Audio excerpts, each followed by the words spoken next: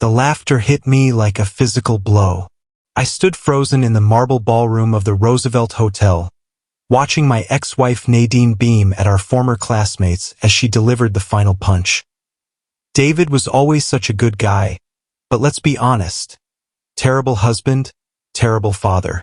Some people just aren't built for real responsibility. The circle of successful alumni nodded sympathetically, their designer gowns and tailored tuxedos suddenly feeling like armor I'd never been given. I chose silence not because I agreed, but because defending yourself against poison only spreads it faster. Then a voice cut through the whispers behind me. "Honey, there you are." And everything changed. The cream-colored invitation had arrived 3 weeks earlier, wedged between bills and grocery store circulars. Hartwell University Class of 2018 Reunion, an evening of excellence. I almost used it as a coaster. My 9-year-old daughter Sienna found it while doing homework at the kitchen table. "Dad, what's this fancy letter?" She held it up, her dark eyes, so much like mine, sparkling with curiosity. "Just some old college thing, sweetheart. Nothing important." She studied the embossed lettering with the seriousness only children possess. "It says celebration. Don't you like celebrations?" I glanced at her over my laptop, where I was reviewing logistics reports for Monday's shipment schedules. "I like your birthday parties and Christmas morning. That's enough celebration for me." But Sienna had that stubborn tilt to her chin that meant she wasn't dropping this. "Mom says you never do anything fun anymore." The mention of Nadine always tightened something in my chest. "Your mom says a lot of things. She's not wrong though." Sienna's voice was gentle but matter-of-fact. "You work, you take care of me, you sleep. That's it. When's the last time you did something just for you?" I saved my work and closed the laptop, looking at my daughter's earnest face. At 9, she was already more perceptive than most adults. The divorce had forced her to grow up faster than I'd wanted, but it had also made her incredibly wise. "I do things for me," I protested weakly. "Watching Netflix after I go to bed doesn't count, Dad." She had me there. My life had become a carefully orchestrated routine since the divorce 6 years ago.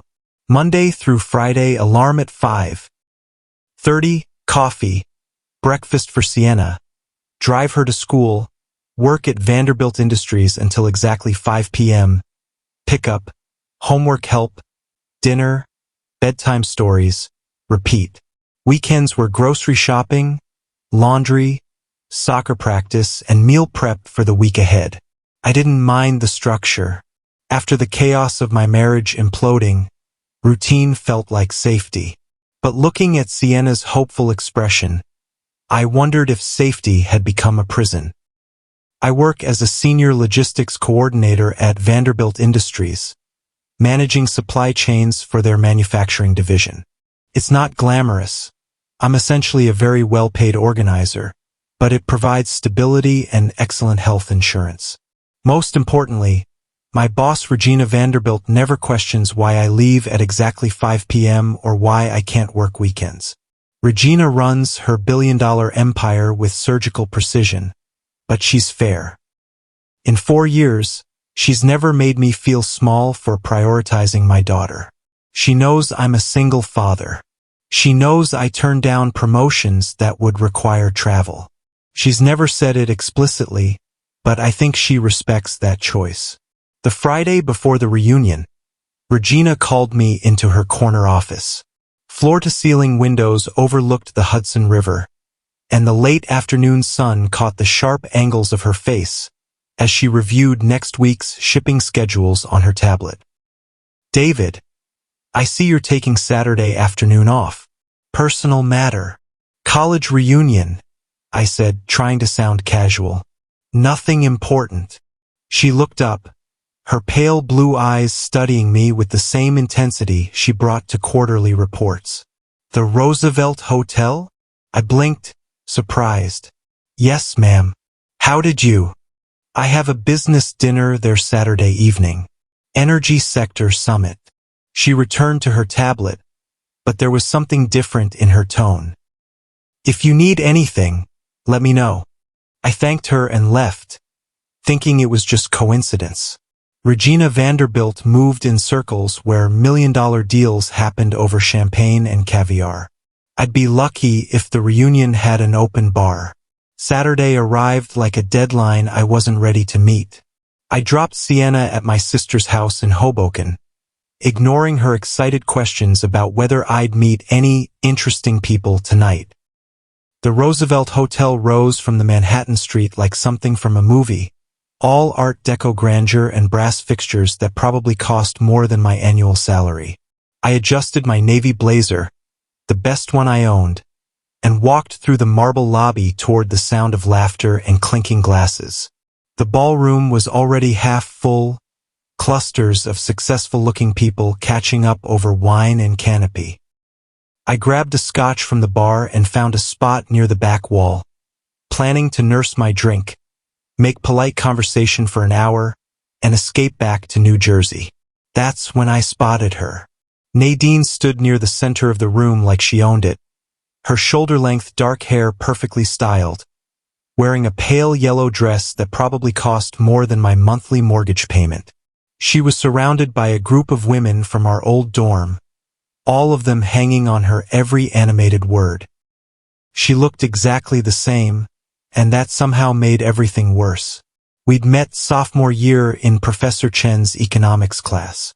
Nadine was brilliant, ambitious, and had this magnetic energy that drew people to her. I was the quiet guy from New Jersey who worked 2 campus jobs to afford textbooks. Somehow we clicked. We dated through college, got engaged senior year, and married right after graduation. For 3 years it worked. We both had entry-level jobs, shared a tiny apartment in Brooklyn, and dreamed about the future we were building together. Then Sienna was born, and everything shifted. Nadine wanted to focus on her marketing career, climbing the corporate ladder at breakneck speed. I wanted to be present for our daughter's first steps, first words, first everything. We argued about daycare versus staying home, about whose career mattered more, about whether success was measured in salary figures or bedtime stories. Eventually, we just stopped talking. The lawyers handled the divorce with the same efficiency they'd handle any other contract dissolution. Nadine moved to Connecticut, took a VP position at some luxury brand firm. I stayed in New Jersey with Sienna.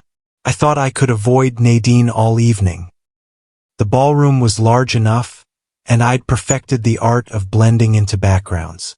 But Nadine had always been good at spotting what she was looking for. She turned from her group, scanning the room, and our eyes met across the marble floor. For a heartbeat, neither of us moved. Then she smiled. Not the warm smile I remembered from college, but something sharper, more calculated. She whispered something to her friends, and they all turned to look at me. Then, like a perfectly choreographed dance, they began walking over. I straightened my shoulders and took a steadying sip of scotch. Whatever this was, I'd handle it with dignity. Nadine stopped just close enough to force intimacy but far enough to include her audience. David, I wasn't sure you'd actually come. Surprised me too, I replied evenly. She laughed, a sound that used to make my chest flutter but now felt like ice water. Still in that same apartment in Hoboken? Still there. How wonderfully consistent of you. She turned to her friends with a patronizing smile.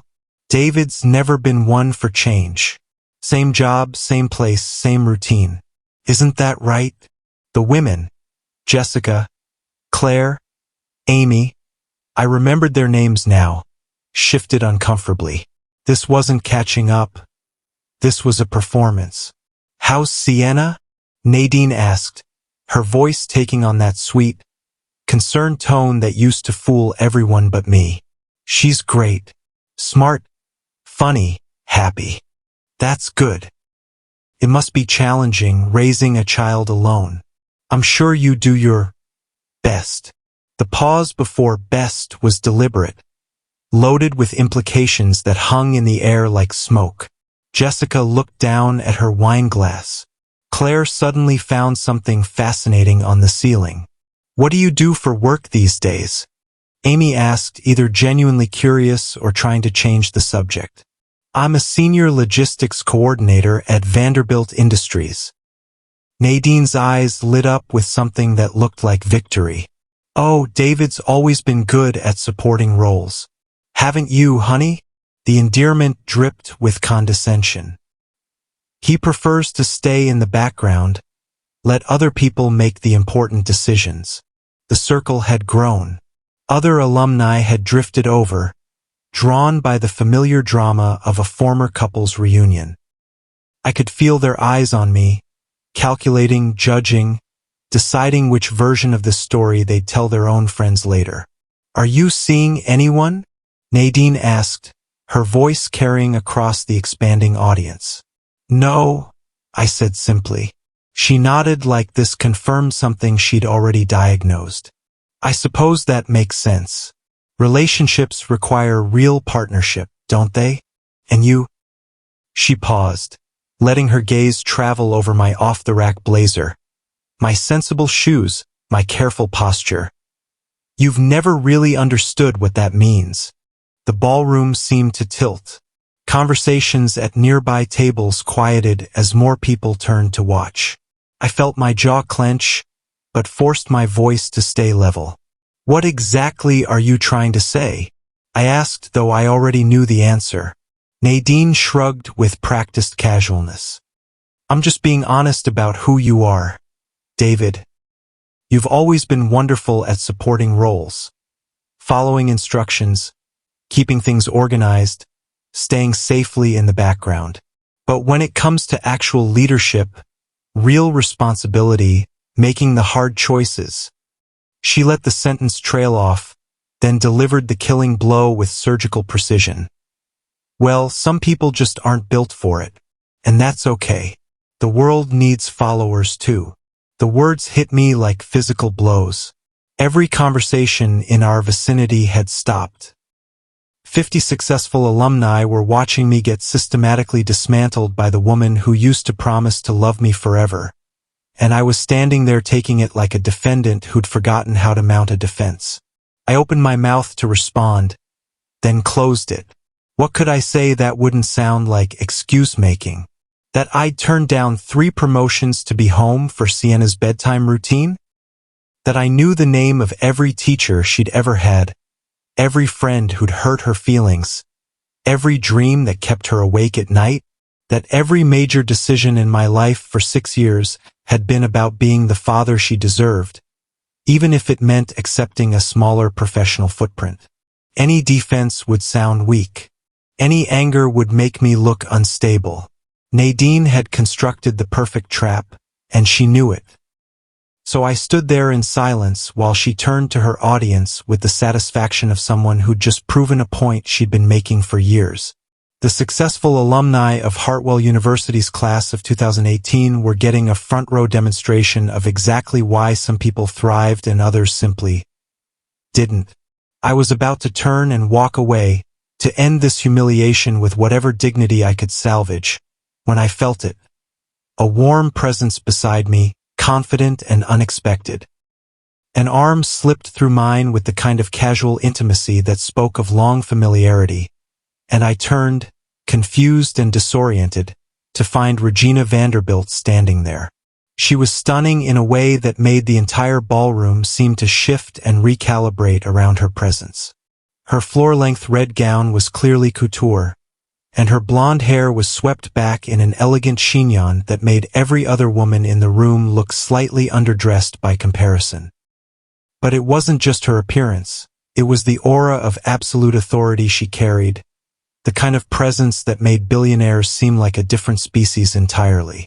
She looked at me first, her pale blue eyes soft with something I'd never seen in 4 years of morning briefings. Then she turned to face Nadine and the growing crowd of spectators.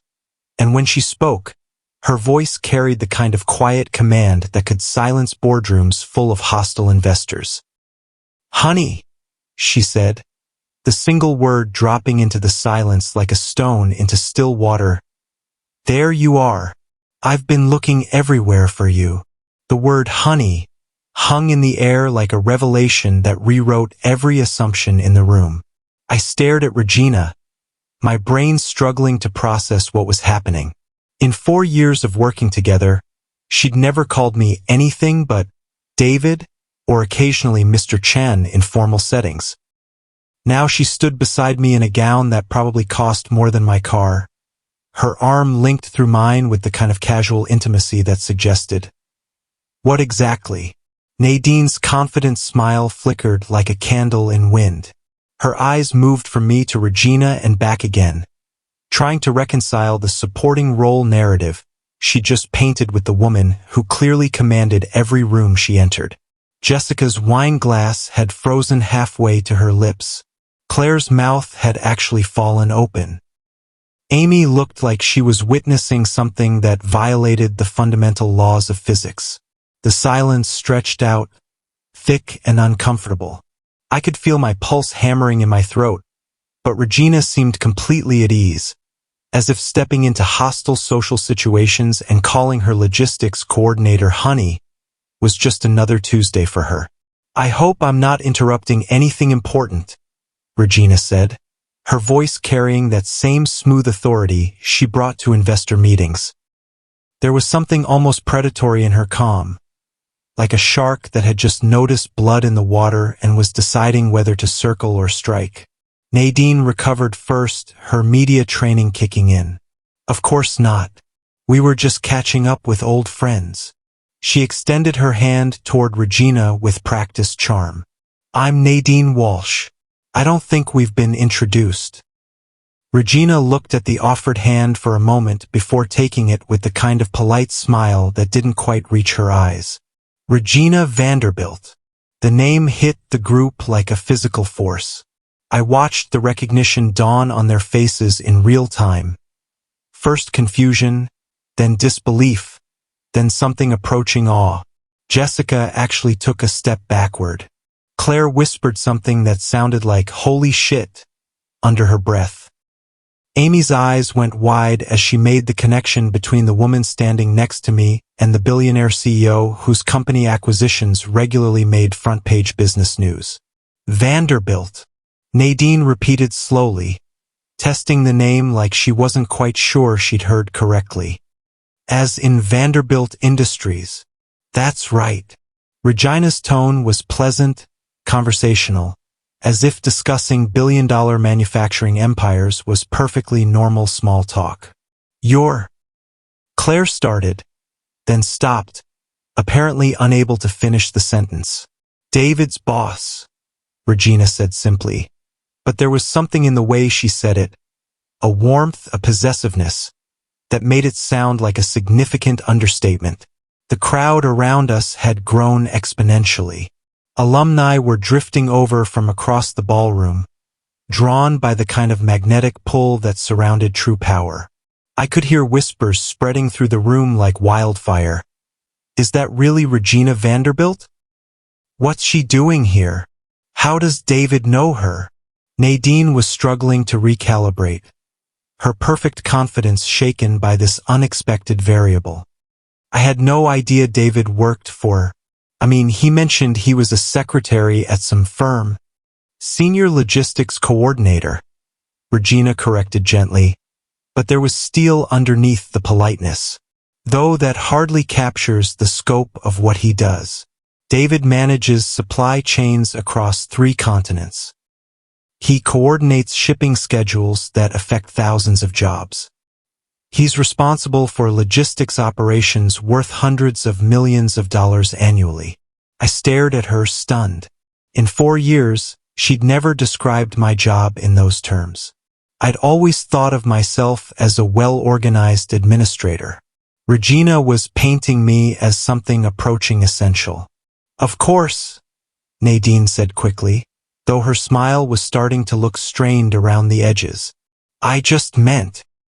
You meant that you assumed his work wasn't important because it doesn't fit your narrow definition of success, Regina said, her voice still pleasant but carrying an edge that could cut glass.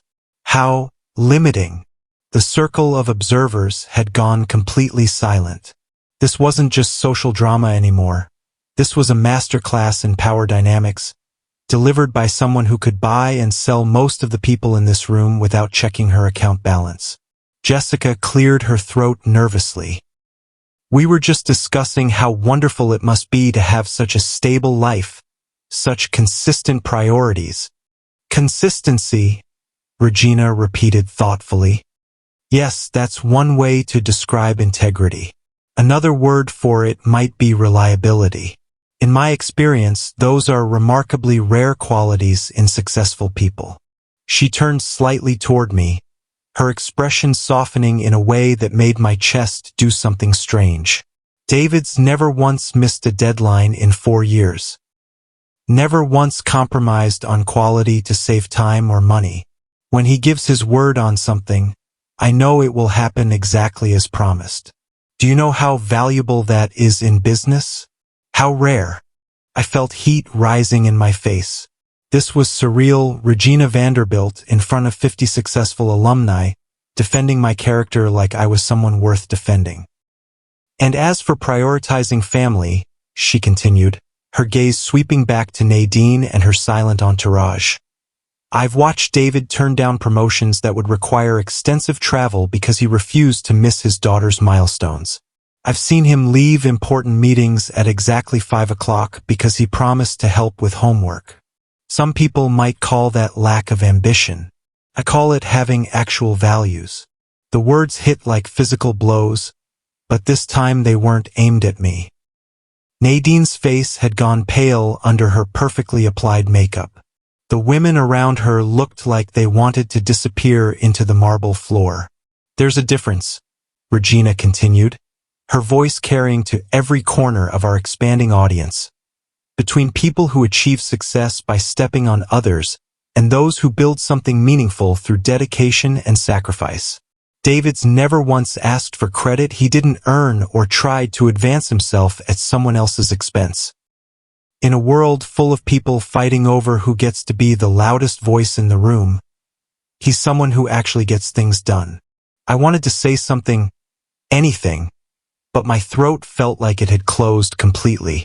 This defense was so far beyond what I'd ever expected or hoped for that I couldn't quite believe it was happening. Nadine tried one last rally. Well, of course his work is important. I just think that in marriage, partnership requires respect. Regina cut her off smoothly. It requires recognizing your partner's contributions instead of diminishing them.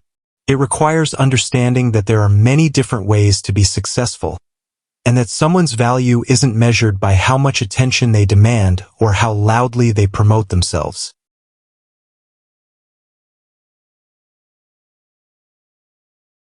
The silence that followed was deafening. Nadine looked like she'd been slapped. Her friends had all found fascinating things to examine on their shoes. The broader circle of alumni watched with the kind of horrified fascination usually reserved for natural disasters. Regina checked her watch with casual precision. David, are you ready? Our table should be ready soon. Our table. I blinked, still processing. Yes, of course. She smiled at me, and for the first time since this surreal conversation began, it was completely genuine. The kind of smile that made her look less like a billionaire CEO and more like someone who genuinely cared about me. Wonderful. She turned back to the group, her expression polite but final. It was lovely meeting you all. Enjoy the rest of your evening. And then she was guiding me away from the wreckage of Nadine's carefully planned humiliation. Her arm still linked through mine as we walked across the marble floor. I could feel the weight of 50 stairs following us, could hear the explosion of whispers that erupted the moment we were out of earshot. Regina, I started, but she shook her head gently. Not here. Let's get somewhere we can actually talk. She led me through the lobby toward the hotel's restaurant, past mahogany panels and crystal fixtures that suddenly seemed less intimidating and more like props in a play I was finally understanding. The maitre d' recognized her immediately, of course, and within moments we were seated at a private corner table overlooking the city lights. "I don't understand," I said finally. Once the server had brought us wine, I definitely couldn't afford and discreetly disappeared. Why did I what? Tell the truth." Regina took a sip of wine, studying me over the rim of her glass. "David, do you have any idea what your colleagues say about you?" I shook my head, not trusting my voice. "They say you're the person they go to when something absolutely has to be done right. They say you never take credit for other people's work and never blame others for your mistakes. They say you're the only person in the building who remembers everyone's birthdays and asks about their kids by name." She leaned forward slightly. "They say you're the kind of person who makes everyone around him better just by being decent." I stared at her, speechless. "I've been watching you for 4 years, David. I've seen you sacrifice personal advancement to be the father your daughter needs. I've watched you treat the custodial staff with the same respect you show board members. I've noticed that when deadlines get impossible and pressure gets intense, you're the one who finds solutions instead of excuses." She paused, swirling her wine thoughtfully. "When I heard that woman, your ex-wife, describing you as someone who avoids responsibility and lacks leadership qualities, I realized she was describing a completely different person. Someone I've never met. I just do my job. I take care of my daughter. That's not exactly revolutionary, isn't it?" Regina's voice was quiet but intense. "David, I run a company worth billions of dollars. I employ thousands of people. I've worked with executives who graduate from Harvard Business School and think they're entitled to corner offices, with entrepreneurs who believe their own press releases, with politicians who measure success by how many cameras are pointed at them." She leaned back, her expression serious. "And in all of that, do you know what's actually rare? Finding someone who does what they say they'll do. Someone who shows up. Someone who cares more about getting things right than getting credit." I took a shaky sip of wine, trying to process what she was telling me. "But why did you? The way you acted in there, calling me honey, acting like we were together?" She smiled slightly. "Because sometimes the truth needs a little theater to land properly.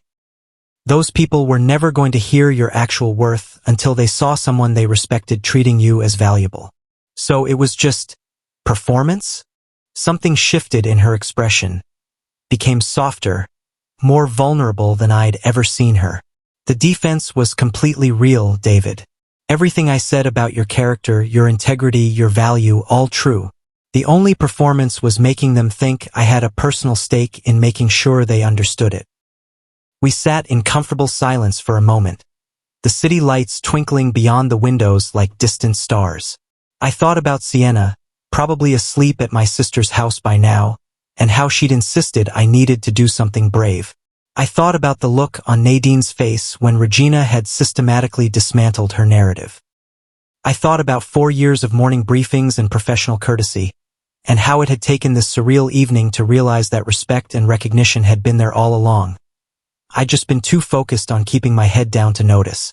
"Thank you," I said finally, "for what you did back there. For seeing me." Regina smiled, and this time there was nothing professional or calculated about it. "David, you've never been invisible. You've just been surrounded by people who were too busy performing to notice substance when it was right in front of them."